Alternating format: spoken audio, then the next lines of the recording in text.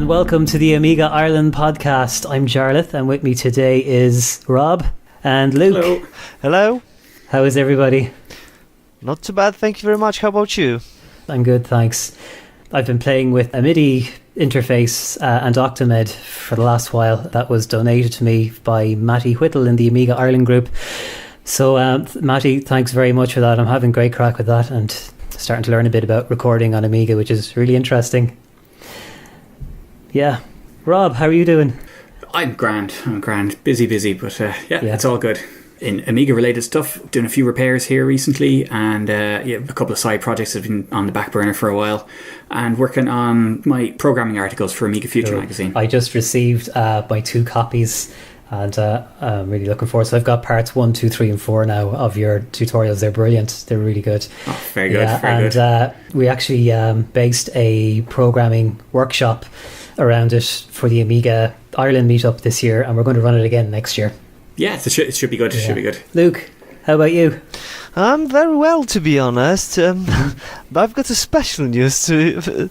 Well, the thing is, my daughter was born. Oh, wow! Which is this is just like a very fantastic news for me. She's actually 7 days old, so that's magnificent, fantastic news for me.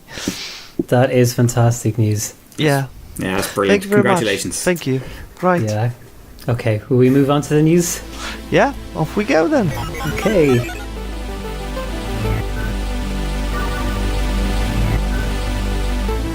Okay, Rob, what have you got for us?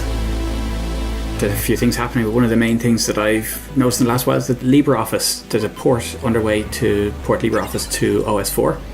And that's currently in a closed beta, so it's looking quite close to getting an actual public release, which is great news.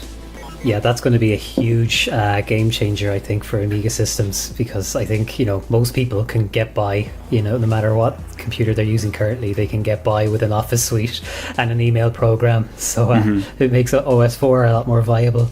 Yeah, absolutely, and hopefully there'll be a bit of cross-pollination there, and hopefully we get a follow-on from that with AROS and more for that OS would be releases. Brilliant. Yeah, we'll see. Fingers crossed. Absolutely right.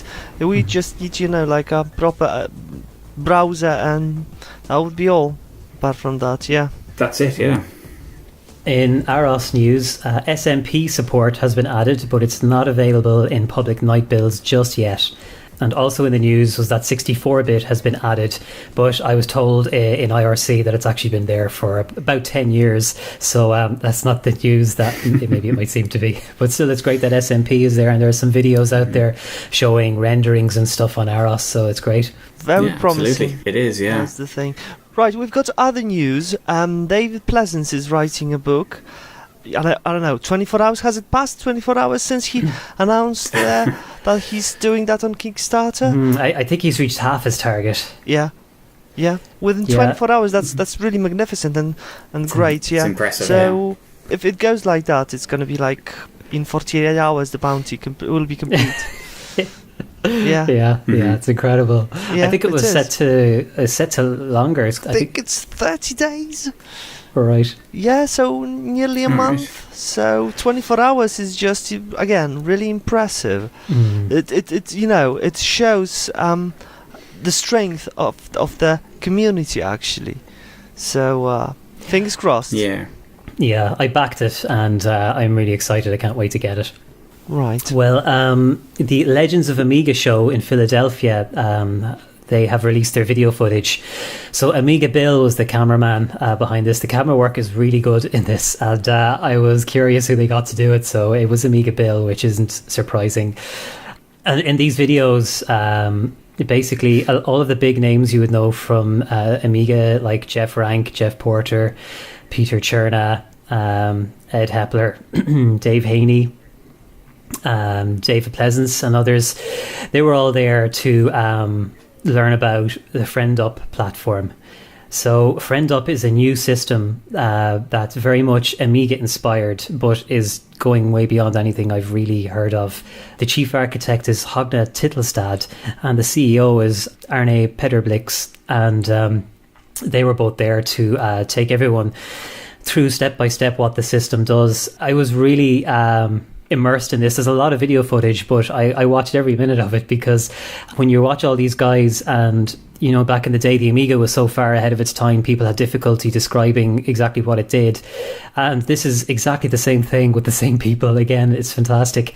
This friend up software does so many things. It does some really obvious stuff you can figure out straight away, like you can do video conferencing calls on it, and it'll deliver an entire desktop through the browser to you. So when you log off, it saves your files, your applications, your contacts, everything, and you can go somewhere else, to a different computer, a different part of the world, different device, maybe your phone this time, maybe your laptop, and you can open up the desktop and continue on where you left off. It also helps bridge the gap between systems and applications that don't typically talk to each other. So, for example, companies that might have a payroll system running on some really old system, and maybe then there's like an Apple application, or maybe you use Outlook on Windows or something. This will let you deliver all those applications onto the one desktop, and you'll be able to copy and paste between them, and there'll be some intercommunication between them. So it's really, really exciting. And these videos take you through what it does, and you hear the feedback from all of these Amiga legends on it. So I recommend everyone go and take some time out to watch those. Right, so let's move on to Aminet news then, guys. Right. Mm-hmm. Okay. Well, I'll start off anyway, because I've actually had an upload to Aminet in the recent times. What I've done is I've updated the old ADF Blitzer program. The source code was available, and so I've made some updates to that and renamed it and given it some nice new features. I think everyone knows what it is now, but for anyone who doesn't, it's a little piece of software that lets you write ADF Amiga disk images to disk and take the images from disks. Such a handy tool. It is. I think it's something that everyone's had on their machines for years, but yeah, I thought it's about time. It hadn't been updated in 15 years, so I said I'd give it a crack. Well, I've been using ADF Blitzer for quite some time, I must say, and it's been great, and that update is going to be probably even better. So what I can say is to just encourage everyone who likes ADFs to use it. Also on Aminet, Hippo Player has been open sourced, which is really cool. I love hearing about open source news in Amiga. We don't really hear it often enough. And so the source code is available. I've been using Hippo Player since the beginning. It's kind of is reminiscent of Winamp in a way, in the simple design of it. But you can add support for other types of mods through kind of a plugin system or something as well. So it's a really nice little app. Right, and the last thing is app, and this is command line app installer. It's got really, really easy installation process. Just extract it to your system folders and give a sign, and you can run it from your shell. Just to download stuff from a base of applications, and it's got some games in that base and some additional software. It resembles the Linux one. What was the name? I just don't that's remember. Like apt-get. Yeah, apt. Yeah. So it's useful, and it's been in the process of developing for quite some time. And the base of software is, it's growing every day. So the requirements, of course, are you have to have your Amiga connected to the internet, but that's just that's just obvious, I think. Right. So. Cool, very good. And one other thing as well I forgot to mention was that the Terrible Fire 520 has been released, which is an open sourced hardware accelerator for the Amiga 500. So you can find benchmarks and videos for that online. It's Stephen Leary is a developer, and you can go to GitHub to see that, and you can even buy boards in bulk, which he gets a small cut of. So I'd encourage people, if they're interested, to go and support that project, because it's a really generous initiative. Yeah, it's fantastic. We've seen a couple of these open source hardware projects pop up now in the last while. It's really it's a great sign for the community. It is. especially for the classic users. Yeah, it's funny because I never thought about open source when I used Amiga back in the 90s, say, but after moving off to Linux for a decade or more before coming back to Amiga, and now I'm kind of struck by the absence of it. So it is nice to see this. Okay, will we go on to our gaming section? Or should I say, will we go on to our gaming section?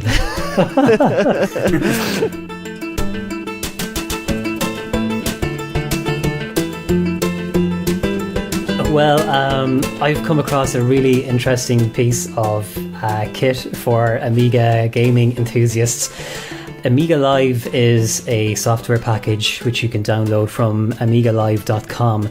And what it lets you do is, if you have a multiplayer Amiga game that you're interested in, you don't even have to have a copy of the game, but let's say you're into a game, you can run this software and you can load up the game and play it against someone somewhere else on the internet. It can be in another country.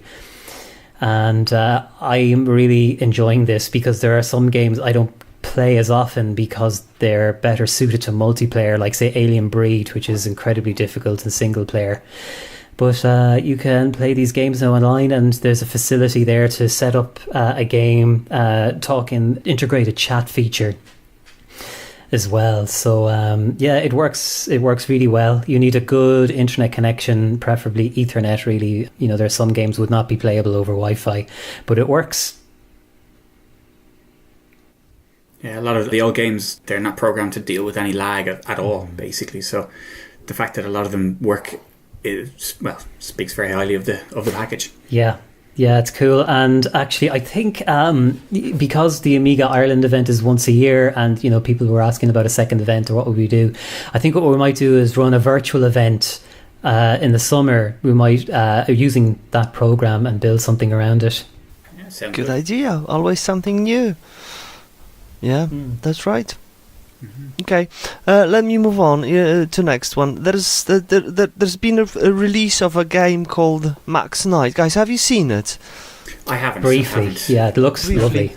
Yeah, the preview on YouTube was it resembles Minecraft for me, for example, and the graphics is really nice. The game's been written in Backbone, therefore the requirements are just like 020 at least, but the playability is nice and the mood, and it resembles again games from the early stage of when the Amiga was really nice and really popular.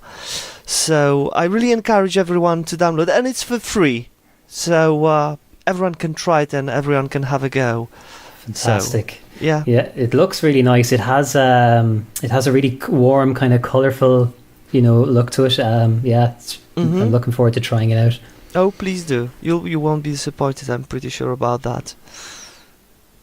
Well, a little while ago there was a Kickstarter started for Tower 57, which looked very, very interesting. I backed it at the time.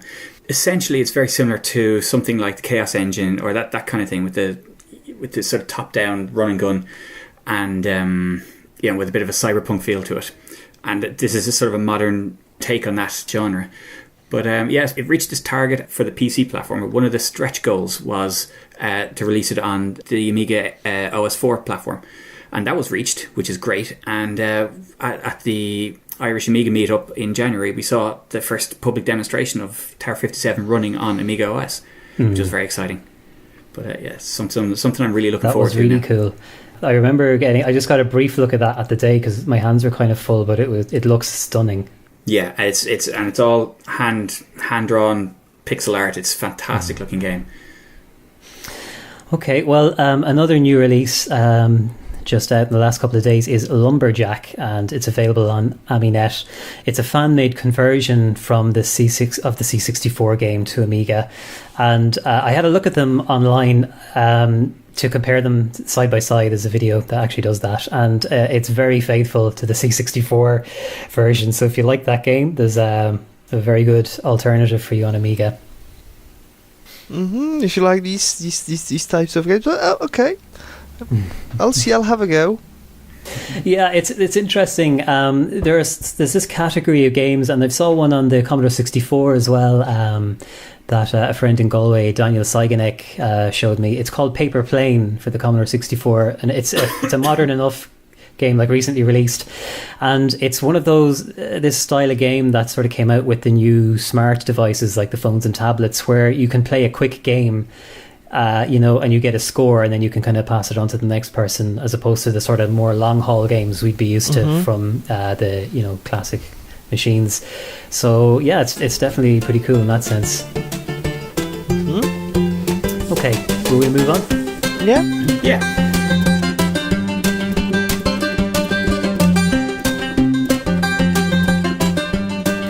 So, our discoveries.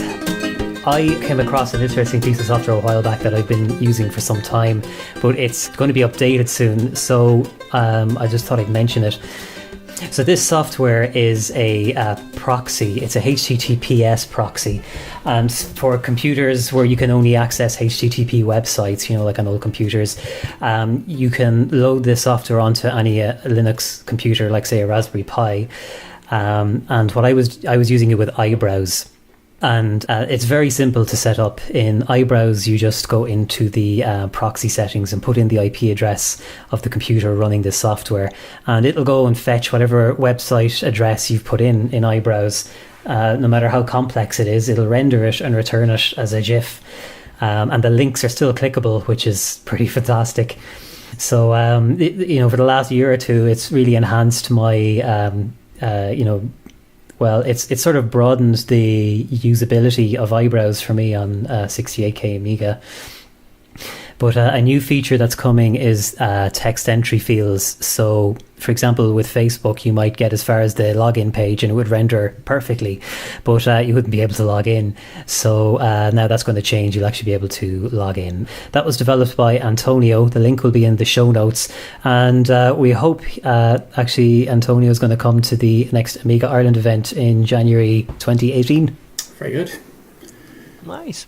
Right, next news is AMI SSL 4.0 has been recently released. Last release was around 10 or even 11 years ago, and they are certificates for HTTPS sites. So, for example, if you'd like to log in to Twitter with your Eyebrows or to Gmail, the old AMI SSL 3.6, you wouldn't be able to do it because of the old certificates, and now with the new one, you should be able to do it without any problems, And I really look forward also to Eyebrows 2.5 release, which will be able to use all the potential of AMI SSL 4.0. So that's that. Fantastic. Good progress. Yeah, it's great. It's kind of glorious seeing Gmail on your Eyebrows. Yeah, or Twitter, for example, or you can even log in to Facebook. The Eyebrows is not able to render the page correctly, just like modern web browsers, but it's livable, I must say. Yeah.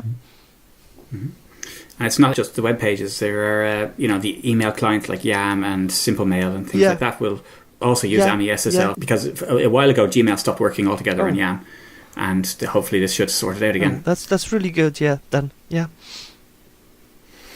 Okay, well, another discovery. Just in the last few days, I got in touch with somebody on Twitter who's in Derry, I think. Yeah, he's in County Derry, and he runs a website called oldservers.net, and if you go to oldservers.net, you can see he's basically got like a virtual online museum, so you can go and log into a classic like a Commodore PET, a Commodore 64. He's going to put an Amiga online soon, and you can connect to their FTP shares with your FTP application on a modern machine or a classic machine.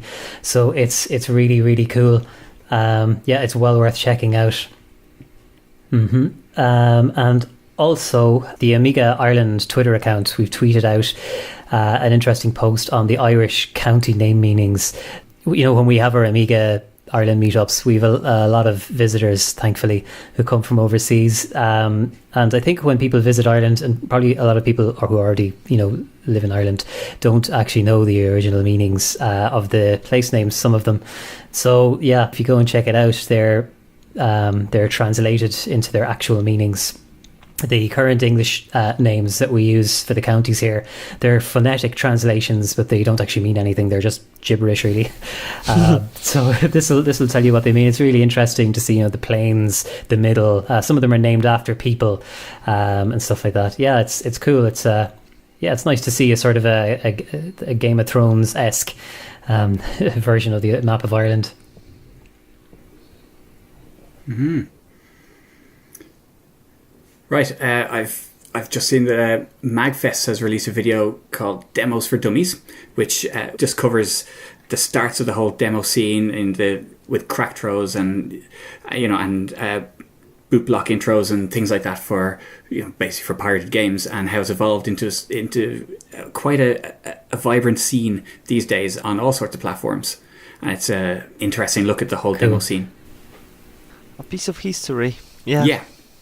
And who doesn't remember all the interesting crack throws from back in the music, day? especially music, was really, really great. Absolutely, yeah. Some of them were better than the games itself, yeah. I totally agree.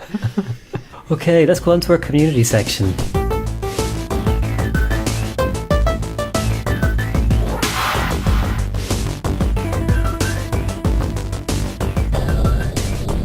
Right, so last February we had a party in Poland in a town called Chełm. It was just called Ami Party. It was the 20th edition, and the party's been growing. And apart from music compo and graphics compo, they even had a intro compo. And the first intro released down there was just called Craptro because it was so simple and just a first try at writing something and releasing something. But it's worth noting the effort, really. And the next edition is scheduled on the 11th of August in Chełm, Poland. So if you'd like to go there, if you'd like to see the party, it's going to be the 21st edition, and meet some Polish guys who are really, really into Amiga's hardware, software, demos in games. Try some Polish foods, drink some Polish vodka. I really strongly encourage you to do so. There are going to be some pictures and videos in the notes, so feel free to check them, guys.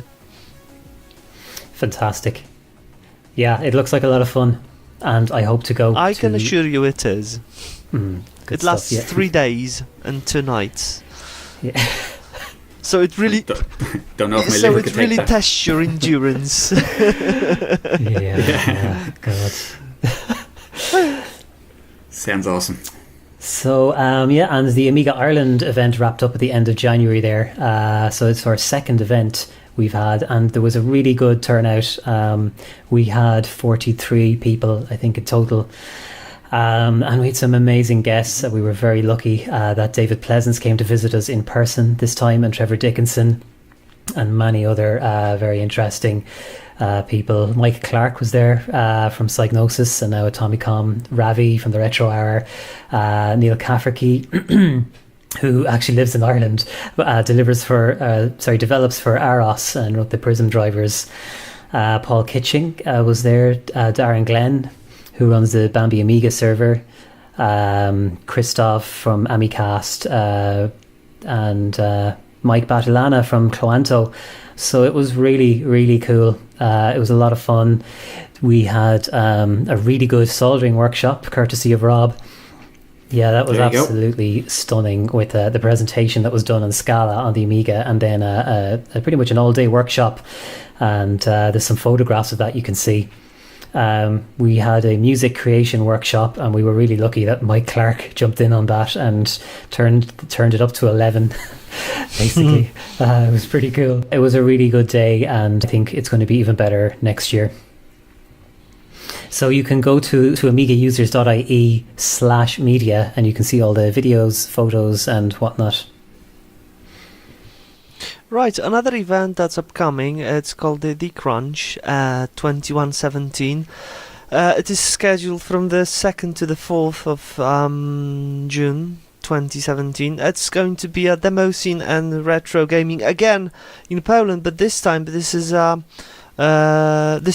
to be in Wrocław. If you're interested mainly in demo scene, I'm pretty sure you'll find that party pretty exciting. It's all the demos, the music, the graphics, and this is going to be really great. And the party's been growing, and it's been getting better and better with every edition. So I strongly again encourage you, if you have time, if you're going through Poland, if you've never been to Poland, I strongly encourage you to go there and enjoy yourselves. Rory Fulham was in touch and was asking us to give a shout out for the last ever Sundown Party, which is a demo competition in the UK. It's in Budleigh Salterton Public Hall, and I didn't actually know this was the last one ever, because this is a regular thing in the demo scene. It's a multi-platform demo competition and demo party, with sort of an old school Amiga section. And it's a handy one to pop over to for anyone who's looking for that. It's the 15th to 17th of July this year. And in October, we've already mentioned in August the Polish event, but in October 28th, the Germany 32 event will be in Neuss, Germany. I hope I said that right. And you can visit Neuss. Nice. You can visit amiga32.de for the details, and actually it's well worth visiting the website because it's mocked up into an Amiga workbench layout, which is really cool. Tickets are €16.50, and from the photos of last year I was looking at, the event looks, the venue looks really nice, so I might go to that one as well, and the link is in the show notes. And in other community news, there is a new ray tracing community that was announced in a few places. One of them was ABME, the EAB website. And people have been uploading either their own 3D work or other stuff that they've found, from way back. And it's a really interesting feed to look through and see all of the different videos and stuff that have been posted, and the comments, about where they came from and who did it. The group itself is actually hosted on Facebook, and there's one particularly cool video of an AKF Mustang there that I think is worth checking out. Very good. There's another group that's just popped up, is the Amiga Software Development Group, which has been set up on Facebook by Michael Bergman. It's only there a month or two maybe at this stage, but it's already at about 240 members now. So it's quite fast growing, and it's just for asking questions and for chatting about all aspects of software development on the Amiga. The different languages are all covered, and the different versions of the OS are all covered. So it seems to be taking off quite well. That's cool. Yeah, it does look active. Mm-hmm. Okay, let's move on to the Amiga Around the World section. So sometimes there's news from different parts of the world, and it's really interesting to see Amiga activity still going on in different countries. So this time around we've got news from the Philippines, and there's an article linked to in the show notes that interviews Gilbert Tan, and he's still an active Amiga developer, and he's working on, I think, a game at the moment, and he works on different platforms. And there's just a lovely interview with him talking about where he first encountered Commodore computers and stuff like that, and the shops that were stocked Amiga stuff at the time and Commodore stuff in the Philippines. So that's a nice little read. And also in Iraq, Mohammed Abdul Ridha, also known as Mados, is a 3D graphics designer, and he's got some pretty cool stuff. Okay, it's time for the sports desk. Goal! Yes. And it looks like there's a whole world of sensible soccer activity still going on. Yeah, this is something that's been going for quite a while now. It's, apparently launched in 2001, and this is sensiblesoccer.de. And I've always known it's been going on in the background, but they have some quite extensive leagues, and they have an official World Cup every year. And basically anyone can set up a league and submit their results to this as part of an overall worldwide league and worldwide championships of sensible soccer, which is fantastic. So the Amiga Super League was formed in 2005, and this is apparently quite hardcore, and a lot of people play against each other and submit their scores and progress through the leagues, and with the hope of winning the Premier Division, the top division anyway. But yeah, so this is played online as well as offline, but people are playing online against each other, playing sensible soccer, and all the scores are recorded, and the whole league is built up over the year. That's cool. And they've also played these offline sensible soccer days. What is it called? Sensible Days. They're organised once a year, and they're officially recognised by sensiblesoccer.de as well. So this year, the Sensible Day is being held in Hungary. It's in Budapest on the 29th and 30th of July. The link for the website there, if anyone wants more information, will be in the show notes. Cool. So they've got everything covered, really. They've got the online gameplay covered that you can just play from your laptop or desktop, and then you can actually do the beat up thing once a year as well. That's cool. That's it. That's really good. And actually, it just now that it crosses my mind, I must give a shout out to Kenny Gahan, who organised the Ireland SWAS, the Ireland Sensible Soccer event at the Amiga meetup. He got in touch with those guys. We're connected now. So basically, if you compete at the Amiga Ireland... Sorry, that's my Hoover telling me it's fully charged. I put my phone on silent, but I forgot about the Hoover. So if you compete in the Amiga Ireland Sensible Soccer event, the results go forward to the international results, which is pretty cool. Yeah, so we're officially part of the Sensible World Cup. Cool, that's amazing. Yeah, that's an incredible amount of people. 12,000 plus. Oh. Yeah.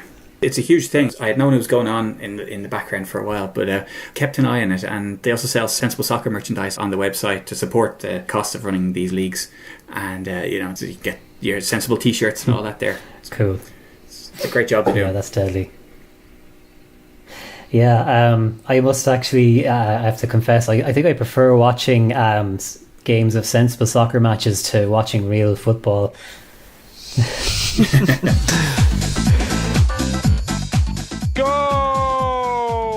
Okay, so we're going to put a poll in the show notes, and we're going to run a poll every month when we run this podcast. For the time being, it's every month.